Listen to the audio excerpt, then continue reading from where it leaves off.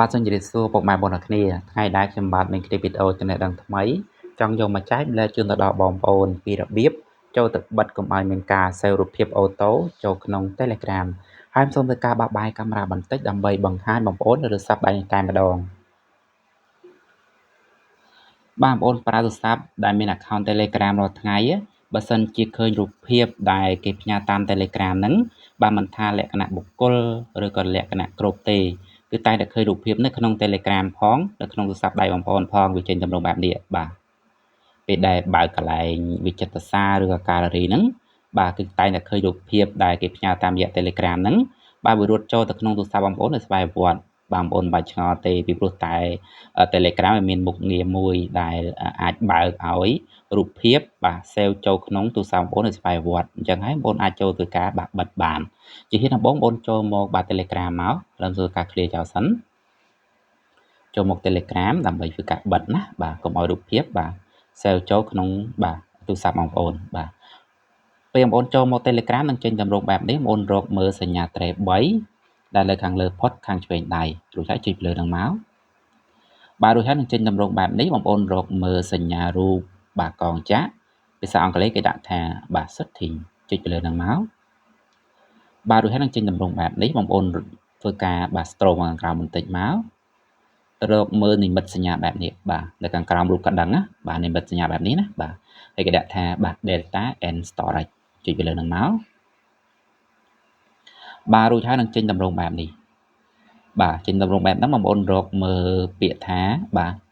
save to gallery បាទ save to gallery បងប្អូននឹងឃើញបាទកុងតាក់3បាទកំពុងតែបើកណាបាទទី1បងប្អូននឹងឃើញពាក្យថាបាទ private chat បាទពាក្យថា private chat ហ្នឹងបងប្អូនបាទ chat លក្ខណៈបុគ្គលមានមិត្តភ័ក្តិម្នាក់ពីរនាក់អញ្ចឹងបាទ chat លក្ខណៈបុគ្គលយើងបងប្អូនធ្វើការបាទផ្ញើរូបភាព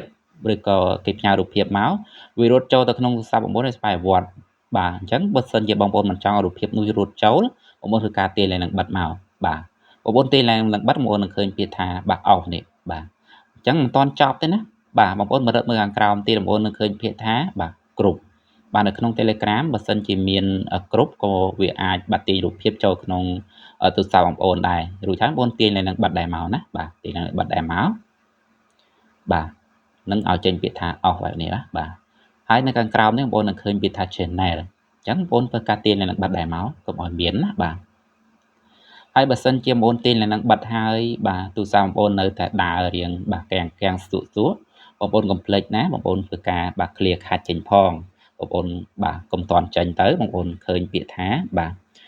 storage use បាទ storage use ហ្នឹងបងប្អូនធ្វើការចុចលើហ្នឹងមកបាទរួចហើយបងប្អូនបាទចុចកន្លែងអក្សរដែលហ៊ុំព័ទ្ធអក្សរ Q ហ្នឹងមកបាទគេដាក់ថា clear ខាច់រួចហើយធ្វើការ clear ទាំងហ្នឹងមកពីព្រោះតែមេរោគវាកំពុងតែបាទវាបហាទៅលើ Telegram នាំឲ្យទូរស័ព្ទបងប្អូនហ្នឹងបាទដើរយឺតណាបាទអញ្ចឹងបងប្អូនធ្វើការចុចលើហ្នឹងមក clear ខាច់ហ្នឹងរួចហើយចុច clear ខាច់ម្ដងទៀតដែលមានអក្សរក្រហមហ្នឹងបាទឥឡូវបាទវាទៅអស់ហើយរួចហើយបងប្អូនធ្វើការចេញម្ដងមករួចហើយបងប្អូនចុចពាក្យថាdata use ហ្នឹងទៀតណាបាទមកតង់ទៀតមកបាទ data use នៅខាងក្រោមនេះដូចជាអត់មានទេបាទគេដាក់ថា reset បាទអញ្ចឹងគឺការ reset ចោលទេអញ្ចឹងបើសិនជាបងប្អូន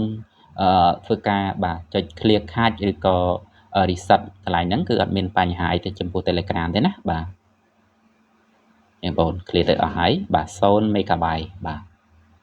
ហើយបើសិនជាបងប្អូនឃើញរូបភាពបាទមិនប្រក្រតីរត់ចូលបងប្អូនធ្វើការលុបផងហើយលុបធ្វើម៉េចឲ្យបានត្រឹមត្រូវណាបើសិនជាបងប្អូនលុបមិនត្រឹមត្រូវក៏រូបភាពនៅទាំងអស់ហ្នឹងបាទគឺវានៅបាទជាប់លើទូរស័ព្ទបងប្អូនដដែលទេណាបាទអញ្ចឹងរបៀបលុបឲ្យត្រឹមត្រូវបងប្អូនធ្វើការចុចមកឧទាហរណ៍ថាបងខ្ញុំមានរូបភាពបាទ4នេះបាទរូបភាពដែលរត់ចូលក្នុងទូរស័ព្ទរបស់ខ្ញុំណាបាទអញ្ចឹងធ្វើការបាទចុចកន្លែងgallery ហ្នឹងមកបាទរួចហើយចុចស្កតរួចខ្ញុំជ្រើសរើសបាទ4នេះបាទ4ហ្នឹងរួចហើយខ្ញុំចុចពាក្យថាលុបរួចហើយផ្លាស់ទៅធុងសម្រាមបាទពាក្យថាផ្លាស់ទៅធុងសម្រាមបងប្អូនគឺមិនតាន់រលុបភ្លាមទេវារងចាំ29ថ្ងៃទៀតណាបងប្អូនចុចមកថ្មីត្បិតតែវាបាត់ពីទាំងហ្នឹងមែននេះបាទចាំមើលបាត់អានេះបាទបាត់ពីទាំងហ្នឹងមែនប៉ុន្តែរូបភាពទាំងអស់ហ្នឹងគឺវាអត់តាន់រលុបភ្លាមទេ បាទ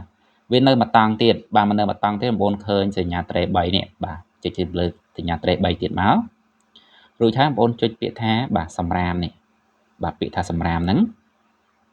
បងប្អូននឹងឃើញរូបភាពដែលបងប្អូនធ្វើការលុបបំបញ្ញមិញហើយណាបាទនេះជាវា4ដែលខ្ញុំបានធ្វើការលុបបំបញ្ញមិញបាទអញ្ចឹងរូបភាពនេះវារងចាំបាទ30ថ្ងៃហើយរូបភាពដែលខ្ញុំបានធ្វើការលុបពីមុនណាគឺអត់ទាន់លុបភ្លាមទេបងប្អូននេះបាទវារងចាំបាទ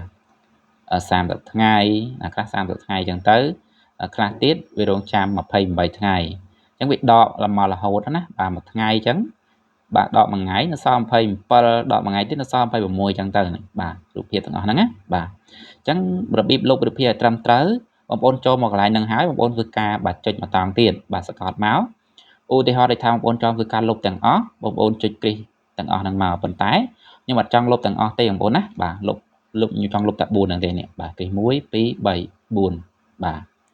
រួចហើយបងប្អូននឹងឃើញពាក្យថាលុបនេះបាទរួចហើយចុចលុបម្ដងទៀតទៅរូបភាពទាំងអស់ហ្នឹងវាលុបបានបាទដោយអស់ពីទូរស័ព្ទបាទបើសិនជាបងប្អូនលុបបំបញ្ញមិញគឺអត់ត្រឹមត្រូវទេរូបភាពទាំងអស់ហ្នឹងវារងចាំថ្ងៃទៀតណាបាទអញ្ចឹងរូបភាពរបស់ខ្ញុំនេះគឺមានបាទ80បាទវីដេអូមួយបាទអញ្ចឹងមានតែប៉ុណ្្នឹងទេបងប្អូនបាទបើសិនជាបងប្អូនលុបទៅបាទអាចទូរស័ព្ទបងប្អូនហ្នឹងបាទដើរលឿនជាងមុនហើយបងប្អូនធ្វើការបិទទៅណាកុំឲ្យរូបភាពនៅក្នុង Telegram ហ្នឹងវារត់ចូលទៅក្នុង Telegram បងប្អូននៅស្វ័យប្រវត្តិបើសិនជាបងប្អូនចង់បានរូបភាពបាទបងប្អូនអាចធ្វើការបាទទាញយកបាទដោយខ្លួនឯងណាអញ្ចឹងបើសិនជាចង់បានរូបភាពមួយណាបងប្អូនចូលទៅលើ Telegram មួយហ្នឹងមកឧទាហរណ៍ថាខ្ញុំចង់បានរូបភាពពី Q1 អធិស្ឋានវណ្ណថា Q នេះ